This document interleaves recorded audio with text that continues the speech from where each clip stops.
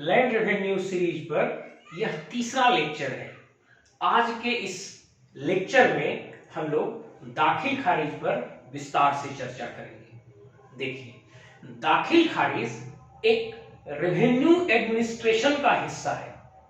अतः दाखिल खारिज को समझने के लिए यह आवश्यक है कि हम इस बात को समझें कि रेवेन्यू एडमिनिस्ट्रेशन के लिए राज्य को किस प्रकार से प्रक्षेत्रवार विभाजित किया जाता है और प्रत्येक स्तर पर रेवेन्यू एडमिनिस्ट्रेशन के लिए कौन सी संस्था या कौन पदाधिकारी जिम्मेदार होते हैं। देखिए, लैंड रेवेन्यू एडमिनिस्ट्रेशन, ऐसे कहिए, रेवेन्यू एडमिनिस्ट्रेशन को संचालित करने के लिए प्रत्येक राज्य में रेवेन्यू कानून होता है और उसी कानून के तहत यह बताया जाता है कि राज्य को किस प्रकार से प्रक्षेत्रवार विभाजित किया जाएगा। अभी विशेषकर हम झारखंड राज्य को ध्यान में रखकर ये पूरे क्लास की चर्चा कर रहे हैं। हालांकि कमोबेश सभी राज्यों में आपको इसी प्रकार का प्रक्षेत्रवार विभाजन कुछ थोड़े बहुत अंतर के साथ ऐसा ही मिलेगा। चलिए, सबसे ऊपर राज्य है और राज्य स्तर पर रेवेन्यू एडमिनिस्ट्रेशन के लिए बोर्ड ऑफ रेवेन्यू होता है। अब रेवेन्यू कानून में राज्य को जिला में विभाजित किया जाता है। अभी झारखंड राज्य में 24 जिले हैं। अब जिला स्तर पर रेवेन्यू एडमिनिस्ट्रेशन के लिए जो पदाधिकारी जिम्मेदार होता है उन्हें जिला कलेक्टर कहा जाता है और इस कलेक्टर के पद का सृजन 1772 ईस्वी में वारेन हेस्टिंग्स नामक गवर्नर जनरल के द्वारा किया गया था और इसीलिए वारेन हेस्टिंग्स को भारत में कलेक्टर के पद का पिता भी कहा जाता है। खैर, चलिए, उस ओर हम नहीं जाएंगे। अब उसी रेवेन्यू कानून में जिला को सब डिवीजन अर्थात अनुमंडल में विभाजित करने का प्रावधान है और अनुमंडल स्तर पर रेवेन्यू प्रशासन के लिए जिम्मेदार पदाधिकारी को एसडीओ या सब डिविजनल ऑफिसर कहा जाता है। फिर उसी कानून में अनुमंडल को रेवेन्यू एडमिनिस्ट्रेशन के लिए कई अंचल अर्थात सर्किल में विभाजित करने का प्रावधान है और सर्किल स्तर पर रेवेन्यू एडमिनिस्ट्रेशन के लिए जिम्मेदार पदाधिकारी को सर्किल ऑफिसर कहा जाता है, जो मुख्य रूप से राज्य प्रशासनिक सेवा के डिप्टी कलेक्टर हुआ करते हैं। अब अंचल को कई हल्का में विभाजित किया जाता है। हल्का का मोटा मोटी अर्थ है कई गांवों का एक समूह और प्रत्येक हल्का के लिए एक राजस्व कर्मचारी की नियुक्ति की जाती है जो उस प्रक्षेत्र के रेवेन्यू एडमिनिस्ट्रेशन के लिए जिम्मेदार होता है। अब यह हल्का, जैसा मैंने पहले ही बताया कि यह कई गांवों का एक समूह है, मतलब हल्का कई गांवों में विभाजित होता है और इन्हीं गांवों को रेवेन्यू की भाषा में मौजा कहा जाता है। एक बात आप समझ लीजिए, शेरशाह सूरी और अकबर के काल में एक विद्वान हुआ करते थे टोडरमल, और टोडरमल ने ही लैंड रेवेन्यू सिस्टम की जो व्यवस्था कायम की थी, लगभग वो पैटर्न आज भी अभी हमारे देश में चल रहा है और उसी समय से गांव को लैंड रेवेन्यू की भाषा में मौजा कहा जाता रहा है। इस जगह एक बात मैं आपको क्लियर करना चाहता हूं। आपके मन में एक प्रश्न आया होगा कि मैंने कहा जिला स्तर पर रेवेन्यू एडमिनिस्ट्रेशन के लिए कलेक्टर होते हैं और अनुमंडल स्तर पर रेवेन्यू एडमिनिस्ट्रेशन के लिए सब डिविजनल ऑफिसर होते हैं। अब आपके मन में एक प्रश्न आया होगा कि लेकिन उन्हीं को डिस्ट्रिक्ट मजिस्ट्रेट कहा जाता है, कलेक्टर को डिस्ट्रिक्ट मजिस्ट्रेट कहा जाता है और एसडीओ को एसडीएम या सब डिविजनल मजिस्ट्रेट भी कहा जाता है। और यहां पर आपको थोड़ी कंफ्यूजन हो रही होगी। बहुत ध्यान से देखिएगा और इस लेक्चर को आप अंत तक देखिएगा। इसमें मैं बहुत सी ऐसी बातें बताऊंगा जो आपने कभी नहीं सुना होगा और एक भी चीज छूटेगी तो आपका फिर ये क्लास देखने का जो पूरा लाभ है नहीं मिल पाएगा, इसलिए इसको लास्ट तक आप देखिएगा। अब समझिए इस बात को, थोड़ा समय यहां भी दीजिए। मैंने आपको कहा कि जिला स्तर पर राजस्व प्रशासन के लिए जो जिम्मेदार व्यक्ति होता है उसे कलेक्टर कहते हैं, और इस पद का सृजन 1772 ईस्वी में वारेन हेस्टिंग्स ने किया था। अब मैं दोबारा जो बोल रहा हूं उसको ध्यान से सुनिए। जिला स्तर पर क्रिमिनल एडमिनिस्ट्रेशन के लिए, मारपीट, झगड़ा, बलात्कार, लूट, डकैती, इसे क्रिमिनल प्रशासन कहते हैं। और इस क्रिमिनल एडमिनिस्ट्रेशन के लिए जो पद होता है उसे डिस्ट्रिक्ट मजिस्ट्रेट कहते हैं। वह व्यक्ति एक ही होगा, लेकिन पद नाम दो होंगे। जब वे रेवेन्यू एडमिनिस्ट्रेशन के तहत काम करेंगे, मतलब रेवेन्यू कानून के तहत काम करेंगे, तब उनके पद का नाम जिला कलेक्टर होगा। और जब वे क्रिमिनल कानून सीआरपीसी के तहत काम करेंगे, तब व्यक्ति भले वही होंगे, लेकिन उनका पद नाम डिस्ट्रिक्ट मजिस्ट्रेट होगा। तो ये दोनों पद नाम दो अलग अलग कानून से आते हैं। ये जो पदनाम है ये रेवेन्यू एक्ट से आता है, और ये जो पदनाम है ये क्रिमिनल एक्ट से आता है। आदमी एक ही होते हैं, लेकिन उनका पदनाम अलग अलग होता है। जब वो रेवेन्यू एडमिनिस्ट्रेशन का कार्य करते हैं, जैसे जिला में कोर्ट जब वो करते हैं, तब वो कलेक्टर की हैसियत से कोर्ट करते हैं और भूमि विवाद को सुलझाते हैं, उस समय वो कलेक्टर के रूप में काम करते हैं। और जब वही क्रिमिनल एक्ट के तहत काम करते हैं, जैसे 107, 144 और सीआरपीसी की अन्य धाराओं में उन्हें शक्तियां प्रदान की गई हैं कानून व्यवस्था संभालने के लिए, तब वे डिस्ट्रिक्ट मजिस्ट्रेट की हैसियत से काम करते हैं। इस विषय पर भी मैं किसी क्लास में आपको विस्तार से समझाऊंगा कि कलेक्टर को ही डीएम क्यों बनाया गया। जैसे ही कलेक्टर के पद का सृजन हुआ, यह महसूस किया गया कि रेवेन्यू एडमिनिस्ट्रेशन बिना पुलिसिंग के संभव नहीं है। और इसकी कहानी मैं बताऊंगा कि कैसे इसको किया गया, लेकिन दूसरे क्लास में यहां बहुत लंबा हो जाएगा। यहां पे बस इतना समझ लीजिए कि एक ही व्यक्ति में कलेक्टर के साथ साथ डिस्ट्रिक्ट मजिस्ट्रेट के पद का इन्वॉल्वमेंट मतलब एक दिया गया, ताकि दोनों एडमिनिस्ट्रेशन सही ढंग से संचालित किया जा सके। और यही बात लागू होती है एसडीओ और एसडीएम के लिए भी।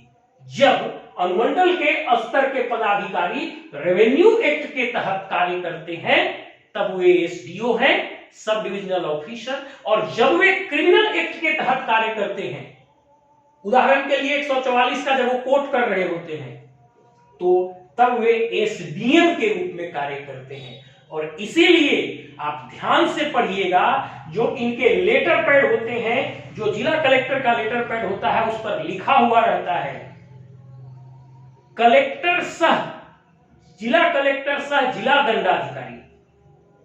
वैसे ही अनुमंडल पदाधिकारी सह अनुमंडल दंडाधिकारी शब्द लिखा हुआ होता है। यहां पर आप एक बात और कंफ्यूज होंगे कि डिप्टी कमिश्नर भी कहा जाता है, वह भी उसी व्यक्ति का तीसरा पदनाम हुआ, और यह भी सीएनटी एक्ट से उन्हें पदनाम मिलता है। लेकिन अब उस ओर मत जाइए, नहीं तो बहुत लंबा क्लास हो जाएगा। अब देखिए, इस व्यवस्था को समझने के बाद, मतलब लैंड रेवेन्यू के लिए राज्य को कैसे विभाजित किया जाता है, इसको समझने के बाद हम अपने क्लास के मूल टॉपिक पर आते हैं, दाखिल खारिज। सबसे पहला प्रश्न उठाते हैं, दाखिल खारिज क्या है? तो दाखिल खारिज राजस्व प्रशासन की एक प्रक्रिया है, जिसके तहत रजिस्टर 2 से विक्रेता के नाम पर से जमीन को हटाकर क्रेता के नाम पर चढ़ा दिया जाता है। आपको मैं यहां बता चुका हूं कि सबसे नीचे जो है मौजा अर्थात गांव होता है, मतलब रेवेन्यू एडमिनिस्ट्रेशन का सबसे निचला इकाई गांव या मौजा है। और प्रत्येक मौजा के लिए एक रजिस्टर 2 होता है जिसे जमाबंदी रजिस्टर या रेंट रजिस्टर भी कहा जाता है। और इस रजिस्टर में उस गांव के सभी रैयत का नाम, पता और उनके जमीन का विवरण दिया हुआ रहता है।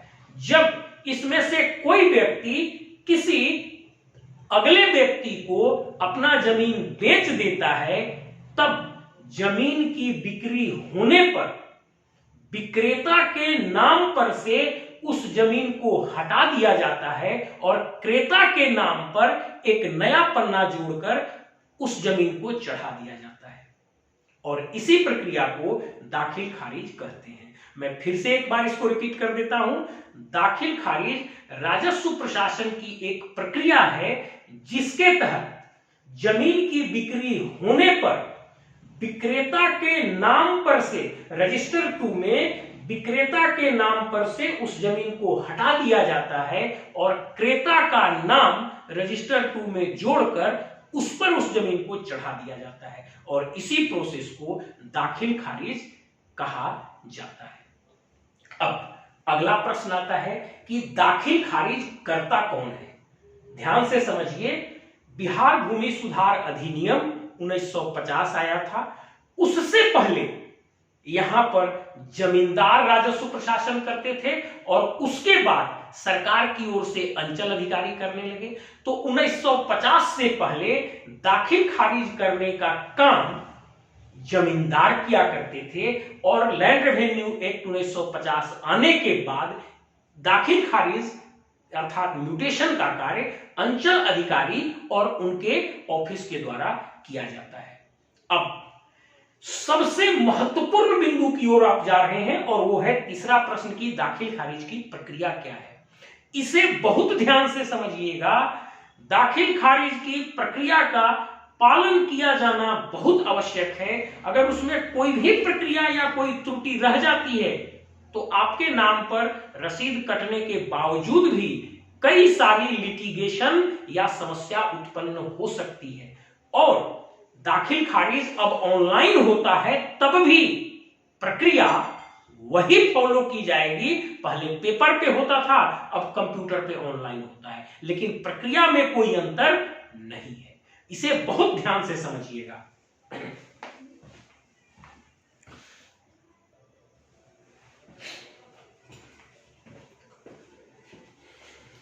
अब देखिए, हम लोग इस पोर्शन में दाखिल खारिज की प्रक्रिया का अध्ययन करेंगे। एक बात आप ध्यान से समझिए, हमारे देश में कानून का शासन है। कानून के शासन का मतलब है प्रत्येक चीज कानून के अनुसार होगा, तो दाखिल खारिज भी कानून के अनुसार होगा। इस बात को समझ लीजिए कि दाखिल खारिज किस कानून के अंतर्गत होता है। शुरू में जब बीएलआर एक्ट 1950 पारित हुआ, जमींदार हट गए और उसकी जगह पर सरकार की ओर से सीओ आए, तब उस समय हम लोग झारखंड बिहार में ही शामिल था और उस समय बिहार सरकार के रेवेन्यू डिपार्टमेंट की ओर से लेटर नंबर 3979 लैंड रेवेन्यू 23 अक्टूबर 1952 जारी किया गया और बिहार सरकार के लैंड रेवेन्यू डिपार्टमेंट के द्वारा जारी किए गए इसी पत्र 3979 लैंड रेवेन्यू 23/10/1952 से अंचल अधिकारी को दाखिल खारिज करने की शक्ति प्रदान की गई थी और उसी में प्रक्रिया का भी विवरण दिया गया था कि वे लैंड रेवेन्यू को कि वे दाखिल खारिज कैसे करेंगे। बाद में 1973 ईस्वी में Bihar tenants holding and maintenance of record act 1973 पारित किया गया। फिर से रिपीट करता हूं, सुनिए, Bihar tenants holding and maintenance of record act 1973 पारित किया गया और इसी के साथ Bihar tenants holding maintenance of record rule 1976 बनाया गया और उसके बाद से इसी एक्ट और रूल के अनुसार इसी एक्ट और रूल में दी गई प्रक्रिया के अनुसार दाखिल खारिज का कार्य किया जाता है। अब देखिए एकदम बहुत सरल शब्दों में, हम कॉम्प्लिकेशंस को नहीं लेंगे। कैसे किया जाता है? सबसे पहले जो रैयत है जिन्होंने जमीन को खरीदा है, वे आवेदन के साथ जमीन के खरीदगी के दस्तावेज कर्मचारी को जाकर देंगे। वे यह दस्तावेज अंचल अधिकारी को भी दे सकते हैं और वहां से भी वह दस्तावेज राजस्व कर्मचारी को ही दे दिया जाता है। अब ध्यान से समझिए, मैंने कहा एक आवेदन होगा, आवेदन के साथ यदि आपने जमीन खरीदा है तो जमीन की खरीदगी का रजिस्ट्री केवाला होगा। यदि आपको जमीन सरकार ने बंदोबस्ती में दिया है तब उस बंदोबस्ती का कागज होगा। यदि जमीन आपको भूदान में मिला है तब आवेदन के साथ भूदान का कागज होगा। यदि जमीन आपको किसी ने गिफ्ट में दिया है तो फिर आवेदन के साथ आपके गिफ्ट का कागज होगा। यदि जमीन आपसी बंटवारा से प्राप्त हुआ है तो फिर आपसी बंटवारा के दस्तावेज होंगे। ये क्लास के अंत में मैं बताऊंगा कि इसमें फीस लगता है कि नहीं, कोर्ट फी लगता है कि नहीं। दूसरा, जो गांव में बंटवारा का कागज रहता है उस पर दाखिल खारिज का प्रावधान है कि नहीं, और यदि रजिस्ट्री राज्य के बाहर हो जाता है तो उसके संबंध में क्या प्रावधान है, ये मैं क्लास के लास्ट में आपको बताऊंगा। यहां आप ध्यान से समझिए, मोटा मोटी क्या चीजें चाहिए। जो खरीदार रैयत है वो एक आवेदन लिखेगा अंचल अधिकारी के नाम से कि मेरा दाखिल खारिज कर दिया जाए। साथ में यदि उसने जमीन खरीदा है तब रजिस्ट्री केवाला होगा। यदि उसको सेटलमेंट अर्थात बंदोबस्ती से जमीन मिला है तो बंदोबस्ती का कागज होगा। यदि उसको भूदान से मिला है तो भूदान का कागज होगा।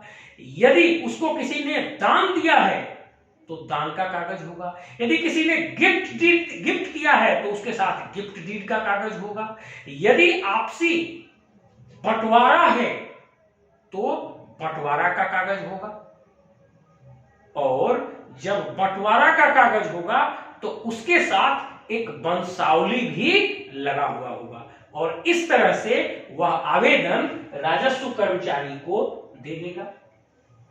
अब राजस्व कर्मचारी जांच करेगा, दो प्रकार का जांच, एक राजस्व दस्तावेज का जांच और दूसरा जमीन का जांच। राजस्व दस्तावेज में वह खतियान और रजिस्टर टू दोनों की जांच करेगा और स्थल पर जाकर वह कब्जा को देखेगा और इसी के अनुसार वह अपना एक रिपोर्ट देगा सर्किल इंस्पेक्टर को।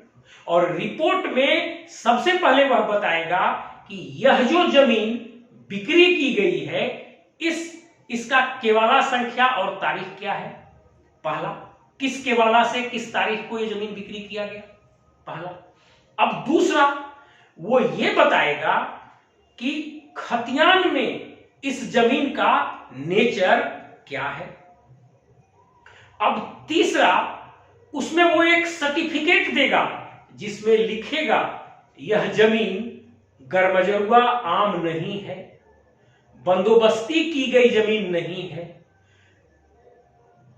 सीएनटी अर्थात आदिवासी मूलवासी से रिलेटेड जमीन से के खतियान का जमीन नहीं है, यह जंगल झाड़ी का जमीन नहीं है, यह एक्वायर्ड किया गया, सरकार कभी कभी एक्वायर करती है जमीन को, तो ये लैंड एक्विजिशन के तहत एक्वायर किया गया जमीन नहीं है। मतलब वह सबसे पहले केवाला का विवरण देगा और तारीख बताएगा कि किस रजिस्ट्री केवाला संख्या से किस तारीख को इस जमीन की बिक्री हुई, खतियान में यह जमीन किसके नाम से है। फिर वो एक सर्टिफिकेट देगा कि ये जमीन गरमजरुआ आम, कैसरे हिंद और जंगल झाड़ी बंदोबस्ती की, भूदान की और लैंड एक्विजिशन की भूमि नहीं है। मतलब ये एक सर्टिफिकेट देगा कि ये उस प्रकार का भूमि नहीं है जिसकी खरीद बिक्री नहीं हो सकती। फिर आगे दिखाएगा कि रजिस्टर 2 में यह जमीन किसके नाम से दर्ज है। फिर अंत में वह कब्जा के बारे में लिखेगा कि वर्तमान में इस जमीन पर किसका कब्जा है। ये चीज पूरा लिखने के बाद तब वह अंत में अपनी अनुशंसा लिखेगा कि क्रेता के नाम पर दाखिल खारिज किया जा सकता है या नहीं किया जा सकता। देखिए, रजिस्ट्री केवाला का जिक्र करना इसलिए जरूरी है कि यदि बिक्री की जमीन है तो बिना केवाला के ट्रांसफर नहीं होगा। यदि आपको दान में प्राप्त हुआ है तो गिफ्ट डीड का मतलब गिफ्ट वाले केवाला का वर्णन करना होगा। यदि आपको बंदोबस्ती में प्राप्त हुआ है तो बंदोबस्ती के रेकड़ संख्या का विवरण देना होगा। यदि आपको भूदान में प्राप्त हुआ है तो भूदान के रेकड़ संख्या का विवरण करना पड़ेगा। यदि आपने किसी से जमीन बदलैन किया है तो एक्सचेंज डीड मतलब बदलैन केवाला का वर्णन करना होगा। मतलब या फिर यदि आपका आपसी बंटवारा है तो उस बंटवारा के कागज का वर्णन करना होगा। तो पहला लाइन होगा जो इंस्ट्रूमेंट है, जो दस्तावेज है जिससे जमीन की बिक्री हो रही है, उस जमीन का विवरण करेगा कर्मचारी और वो स्पष्ट होना चाहिए कि वह बिक्री के वाला है कि बदलैन के वाला है कि दान पत्र वाला के वाला है कि सेटलमेंट का रेकर्ड है मतलब बंदोबस्ती का रेकर्ड है कि भूदान का रेकर्ड है, ये कैसे जमीन प्राप्त हुआ है इसका विवरण। फिर दूसरे नंबर में ये खतियान में इसका नेचर क्या है, ये खतियान में इसका नेचर क्या है और खतियान में ये किसके नाम से है। फिर तीसरा वो सर्टिफिकेट देगा कि अगर मजरूआ आम जमीन नहीं है या जंगल झाड़ी जमीन नहीं है या भूदान की जमीन नहीं है या बंदोबस्त की हुई जमीन नहीं है या लैंड एक्विजिशन के तहत आई हुई जमीन नहीं है, यह जंगल झाड़ी जमीन नहीं है और कोई भी ऐसा जमीन जिस पर रोक है खरीद बिक्री का, उसके बारे में वो सर्टिफिकेट देगा कि यह उससे संबंधित नहीं है। तब चौथा पॉइंट में वो बताएगा रजिस्टर 2 में यह जमीन किसके नाम से है। फिर पांचवा पॉइंट में वो कब्जा बताएगा।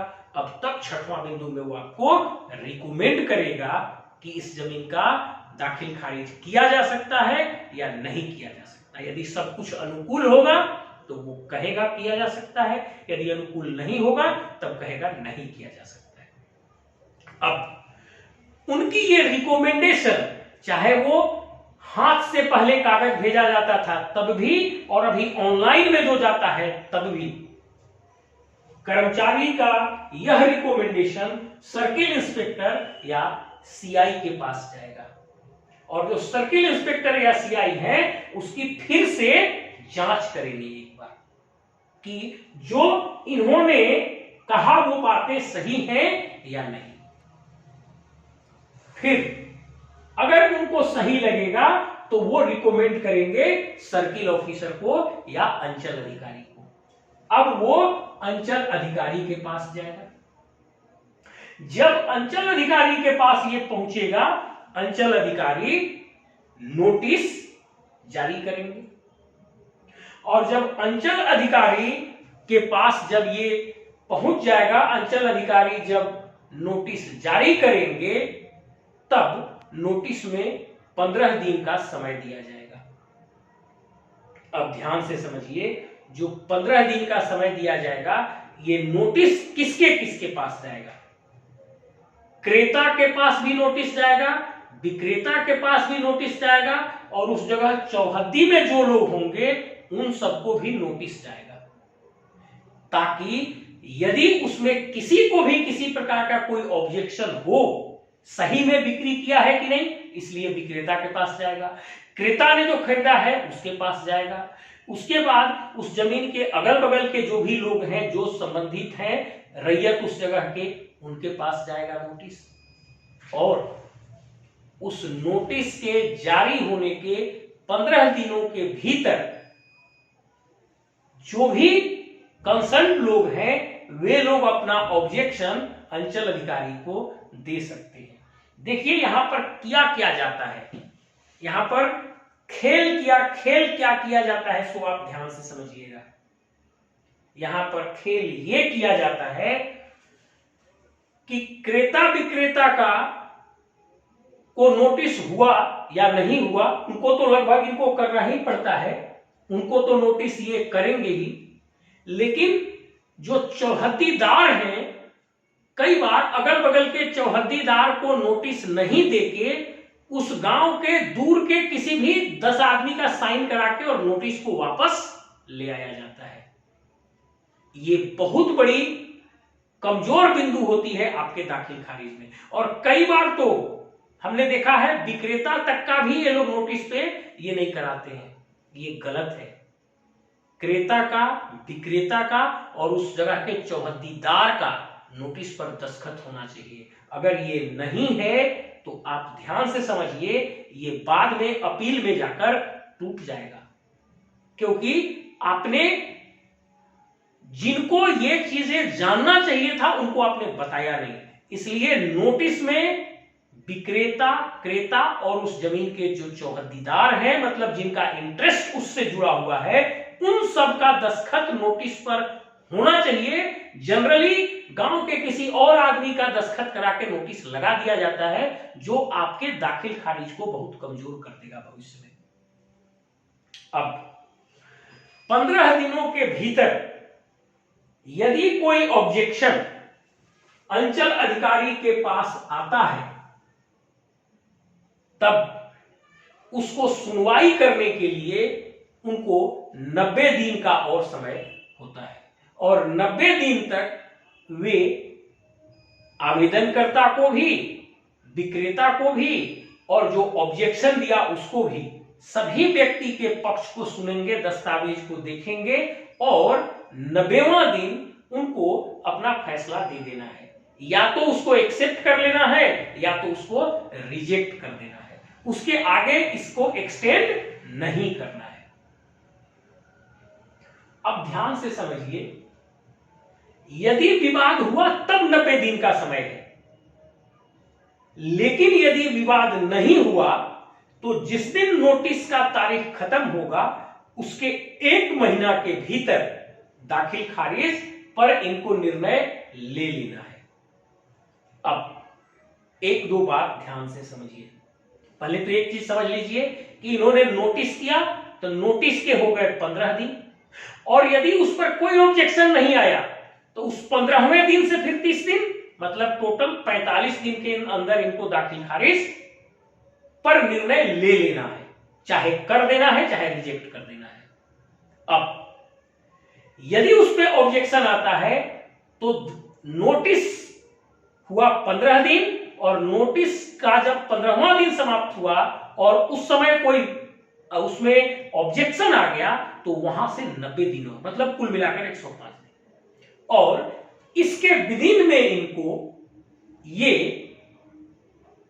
इस दाखिल खारिज पर अपना निर्णय लेना है, या तो एक्सेप्ट कर लेना है या तो इसको रिजेक्ट कर देना है।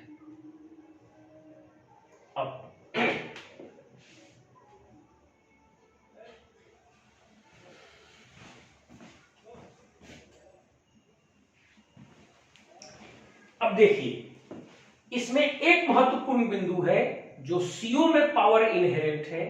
यदि अंचल अधिकारी को ऐसा लगता है कि इस केस में मुझे स्वयं स्थल पर जाना चाहिए, मुझे खुद गोपनीय तरीके से या ओपन तरीके से इंक्वायरी करना चाहिए, तो अंचल अधिकारी बड़े आराम से इस मामले में अधिकृत हैं। वे गोपनीय तरीके से भी इसकी छानबीन कर सकते हैं या स्थल पर भी जाकर ओपन तरीके से भी पूछताछ और स्वयं से भी जांच कर सकते हैं। और स्वयं से भी जांच करने के बाद यदि वे संतुष्ट हो जाते हैं, तब यदि उनकी इच्छा है तो वो स्वयं से भी जांच कर सकते हैं, और यदि उससे पहले वे संतुष्ट हो जाते हैं तब भी निर्णय ले सकते हैं। और यदि उनको कोई डाउट है तो अंचल अधिकारी स्थल पर जाकर गोपनीय या खुले तरीके से अपने से भी जांच कर सकते हैं। इस पर उनको रोक नहीं है। और इसके बाद वे या तो दाखिल खारिज का निर्णय लेंगे, एक्सेप्ट करेंगे, या उसको वो रिजेक्ट कर देंगे। यदि वो रिजेक्ट कर दिए तब तो बात खत्म हो गई। यदि उन्होंने दाखिल खारिज को एक्सेप्ट कर लिया, स्वीकार कर लिया, तब एक्सेप्ट करने के बाद वापस वो पुनः राजस्व कर्मचारी के पास आएगा, वापस वो पुनः राजस्व कर्मचारी के पास आएगा। अब राजस्व कर्मचारी क्या करेंगे, एक शुद्धि पत्र बनाएंगे जिसको कहा जाता है करेक्शन स्लिप, और उस करेक्शन स्लिप में बिक्री के बाद विक्रेता के पास कितनी जमीन बची वो भी लिखाएगा, और जो खरीदा उसके पास कितना जमीन गया वो भी चीज लिखाएगा। और यह एक बहुत ही महत्वपूर्ण दस्तावेज है। मैंने अपना खुद के जमीन का विवाद इसी करेक्शन स्लिप के आधार पर जीता है, क्योंकि वो करेक्शन स्लिप ये स्पष्ट बताता है कि विक्रेता के पास अब कितना बच गया, वो विक्रेता का प्रति हुआ करेक्शन स्लिप का, और एक प्रति क्रेता के नाम से बनता है जो कि क्रेता का हुआ। और उसमें बहुत स्पष्ट हो जाता है कि अब विक्रेता के पास कितना जमीन बच गया और क्रेता के पास कितना जमीन चला गया, और उसी के आधार पर नया एक जमाबंदी पंजी में पेज जोड़ता है कर्मचारी, और वहां पर खरीदे हुए जमीन का विवरणी चढ़ाकर वहां से लैंड रेवेन्यू वसूल करना शुरू कर देता है। अब थोड़ा सा यहां पर ध्यान दीजिए, मैंने आपको कहा कि शुरू में बिहार सरकार के लैंड रेवेन्यू डिपार्टमेंट के द्वारा लेटर नंबर 3979 लैंड रेवेन्यू 23/10/1952 निकाला गया था, और इसी के अनुसार अंचल अधिकारी म्यूटेशन करते थे। अब 1973 में बिहार टिनेंट होल्डिंग एक्ट 1973 और रूल 1976 बनाया गया, और इसके अनुसार अब दाखिल खारिज होता है। तो दाखिल खारिज का जो ये कानून आया 1973 में, इस 1973 के दाखिल खारिज के कानून के धारा 14 में म्यूटेशन अर्थात दाखिल खारिज के लिए आवेदन सीओ को या उनके कार्यालय में दिया जाता है, और उसी सेक्शन 14 के तहत यह दाखिल खारिज की प्रक्रिया अपनाई जाती है। ये बिहार टिनेंट्स, आपको किताब मिल जाएगा इसका, Bihar tenants holding and maintenance of record act 1973। अब यदि कोई ऑब्जेक्शन आया और अंचल अधिकारी के द्वारा उसको खारिज कर दिया गया, मतलब रिजेक्ट कर दिया गया, म्यूटेशन नहीं किया गया, दाखिल खारिज नहीं किया गया, तब इसी कानून के धारा 15 के तहत आप खारिज होने के 30 दिन के भीतर डीसीएलआर को अपना अपील दायर कर सकते हैं, और डीसीएलआर फिर से इंक्वायरी करा सकते हैं और अपने स्तर से निर्णय ले सकते हैं। यदि डीसीएलआर के द्वारा भी इसको रिजेक्ट कर दिया जाता है, तब आप इसी कानून के सेक्शन 16 के तहत डिस्ट्रिक्ट कलेक्टर के यहां अपील करेंगे। ध्यान से समझिएगा, यहां पर एडिशनल कलेक्टर के पास अपील नहीं होगा। यदि दाखिल खारिज आपकी रिजेक्ट कर दी गई है, तो सीओ के रिजेक्शन के बाद सेक्शन 14 में सीओ के रिजेक्शन के बाद सेक्शन 15 में वो एलआरडीसी के यहां अपील में जाएगा, और सेक्शन 15 में एलआरडीसी यदि उसे रिजेक्ट कर देते हैं, तब सेक्शन 16 में डिस्ट्रिक्ट कलेक्टर के यहां उसका अपील होगा। एडिशनल कलेक्टर के यहां नहीं, मैं रिपीट करता हूं, जिला के कलेक्टर, डिस्ट्रिक्ट कलेक्टर के यहां उसका अपील होगा, और वही उसकी सुनवाई कर सकते हैं। यदि वे नीचे के निर्णय को गलत पाएंगे तो दाखिल खारिज का आदेश देंगे, यदि वे नीचे के निर्णय को सही पाएंगे तो वे भी लास्ट में आपके दाखिल खारिज को रिजेक्ट कर देंगे। ये जो है पूरी प्रक्रिया अपनाई जाती है। अब इसके बाद कुछ और बातों को हम देखेंगे कि सरकार के किस लेटर से जो आपसी बंटवारा है, उस बंटवारा के आधार पर भी म्यूटेशन होता है। सरकार के किस कानून से, कानून के अनुसार यह कहा गया है कि 100 रुपए से कम की अचल संपत्ति, 100 रुपए से अधिक की यदि कोई अचल संपत्ति है तो बिना रजिस्ट्री के उसका टाइटल और राइट ट्रांसफर नहीं होगा। और फिर हम ये भी देखेंगे कि किस एक्ट के तहत बिहार की जमीन जो दूसरे प्रेसिडेंसी शहरों में रजिस्ट्री लोग करा के और आके यहां दाखिल खारिज कराते थे, उस पर रोक लग गया।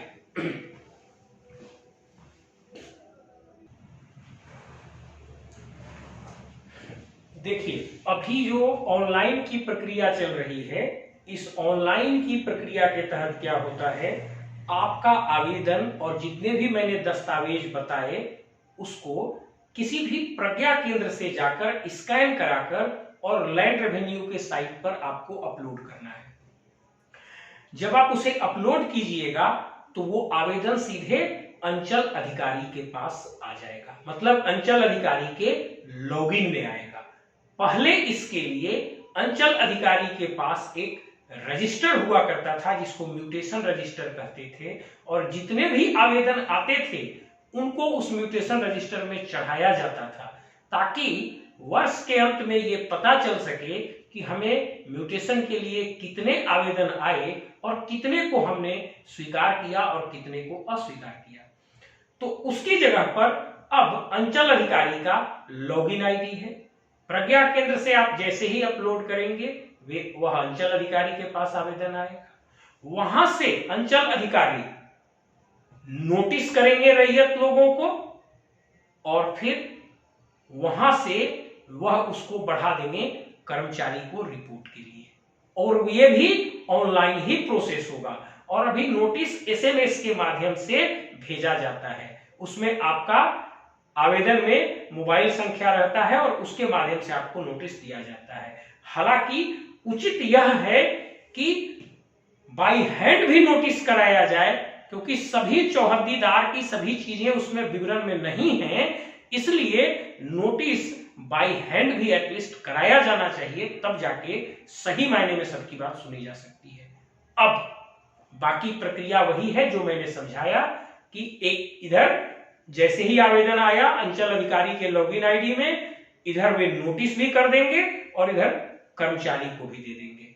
फिर नोटिस के 15 दिन के भीतर, नोटिस के 15 दिन तक जिन लोग कोई भी ऑब्जेक्शन दे सकता है, और इधर से कर्मचारी उनको अपना रिपोर्ट सीआई के माध्यम से सौंपेगा। और बाकी की बातें मैं आपको समझा चुका हूं। इसी तरह से ऑनलाइन होता है। अब ऑनलाइन में ऑटोमेटिक करेक्शन स्लिप जारी हो जाएगा, ऑटोमेटिक आपका नया जमाबंदी पेज क्रिएट हो जाएगा और आपका रसीद ऑनलाइन में आप कटा सकते हैं। अब देखिए,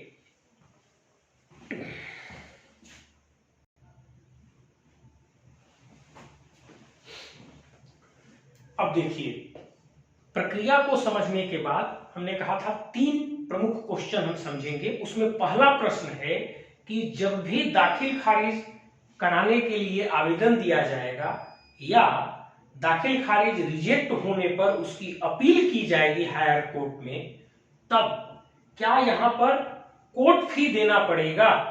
इस संबंध में 2 लेटर को आप स्पष्ट ध्यान से देखिएगा। Letter number E/1031/53-1396 land revenue 4 मार्च 1954, मतलब बिहार सरकार के समय में ही यह ऊपर वाला लेटर जारी किया गया था। और इस लेटर में यह स्पष्ट किया गया था कि म्यूटेशन का आवेदन देते समय अंचल अधिकारी को जब दाखिल खारिज के लिए आवेदन दिया जाएगा तब उसके साथ कोर्ट फी की जरूरत नहीं है। फिर बाद में बिहार सरकार के ही समय में पत्र संख्या E/2019/58-9625 भूमि सुधार पटना 22 दिसंबर 1961, इस पत्र को जारी किया गया। और इस पत्र में यह कहा गया कि जिस प्रकार इस ऊपर वाले पत्र के तहत दाखिल खारिज का आवेदन देते समय कोई कोर्ट फी नहीं लगता, उसी प्रकार यदि दाखिल खारिज सीओ साहब के यहां से रिजेक्ट हो जाता है तब उसकी अपील डीसीएलआर या हायर पदाधिकारी के पास जब की जाएगी तो उस अपील में भी कोई कोर्ट फी नहीं लगेगा। इसको ध्यान से इसका आप स्क्रीनशॉट ले लीजिएगा। ये लेटर आपको लैंड रेवेन्यू के साइट पर मिल जाएंगे। इसमें स्पष्ट किया गया है, ये पहला लेटर में स्पष्ट किया गया है कि दाखिल खारिज का आवेदन देते समय आपको अंचल अधिकारी के पास कोर्ट फी देने की जरूरत नहीं है। और इस दूसरे लेटर में कहा गया है कि यदि आवेदन रिजेक्ट हो जाता है और आप अपील में जाते हैं डीसीएलआर या हायर ऑफिसर्स के पास, तब उस केस में भी आपको किसी प्रकार का कोई कोर्ट फी देने की जरूरत नहीं है।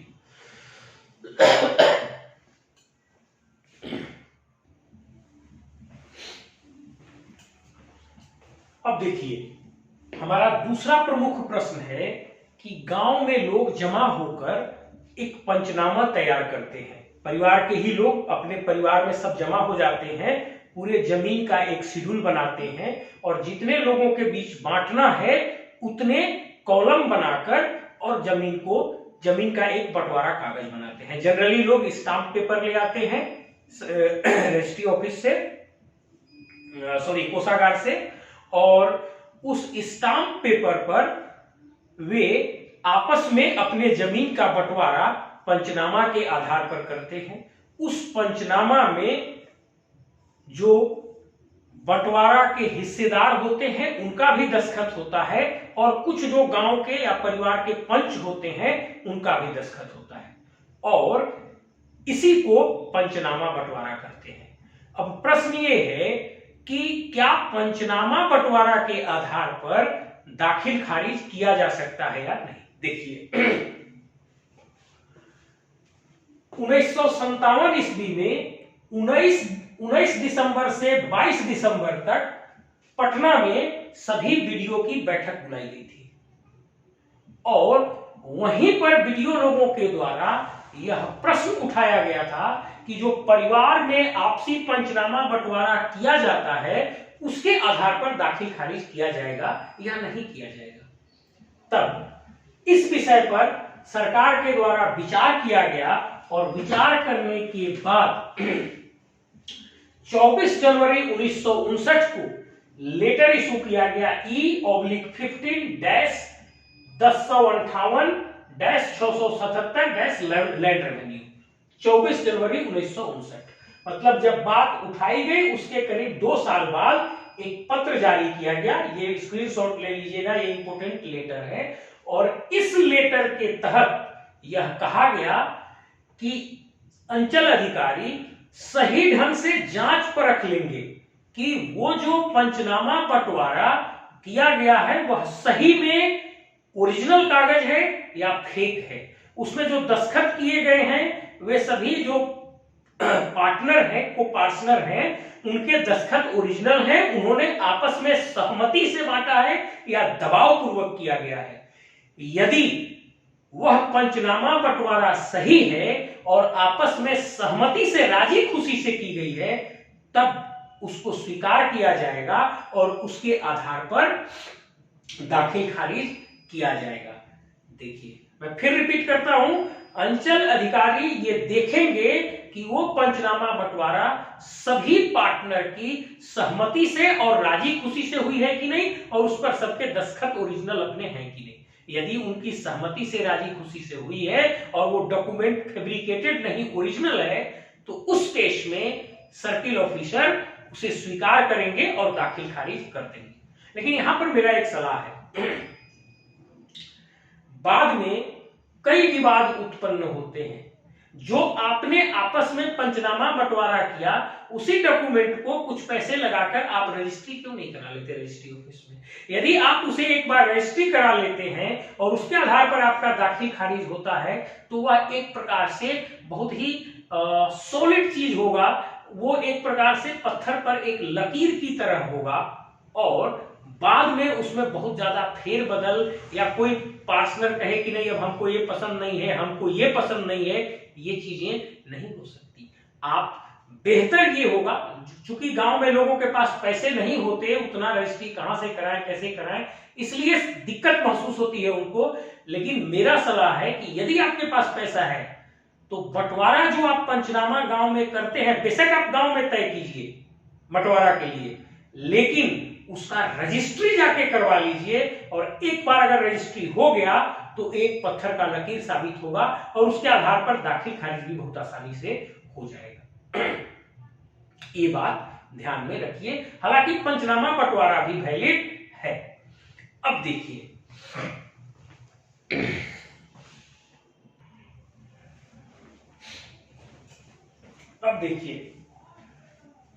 दाखिल खारिज से रिलेटेड एक तीसरा महत्वपूर्ण क्वेश्चन है कि क्या यदि जमीन की रजिस्ट्री राज्य से बाहर किसी प्रेसिडेंसी शहर में कराई गई है तो उस रजिस्ट्री के आधार पर दाखिल खारिज किया जाएगा या नहीं किया जाएगा। ध्यान से समझिएगा।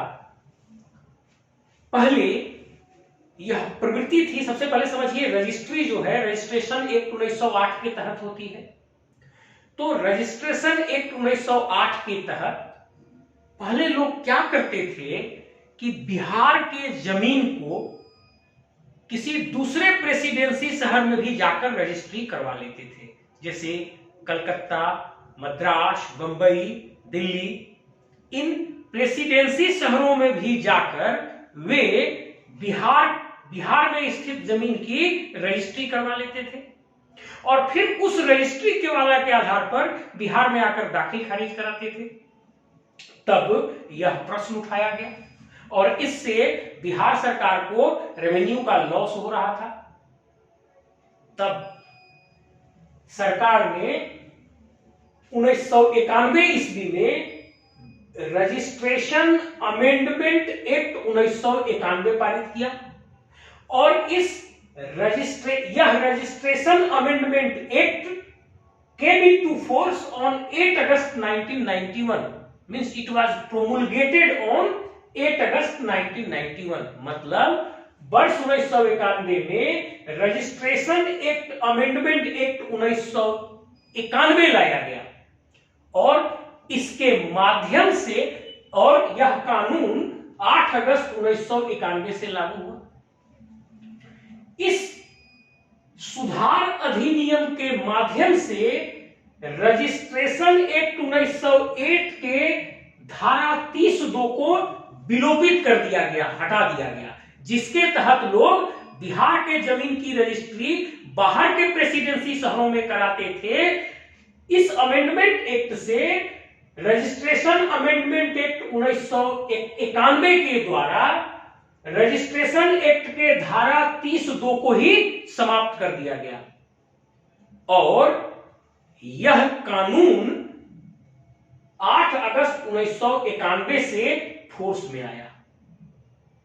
इसका मतलब यह हुआ कि 8 अगस्त 1991 के बाद यदि कोई भी जमीन जो बिहार की और अभी वर्तमान में झारखंड की है, अगर उसकी रजिस्ट्री बाहर किसी प्रेसिडेंसी शहर में कराई गई है तो वह रजिस्ट्री के वाला अब वैलिड नहीं होगा और उसके आधार पर अब आप उसको दाखिल खारिज नहीं करेंगे।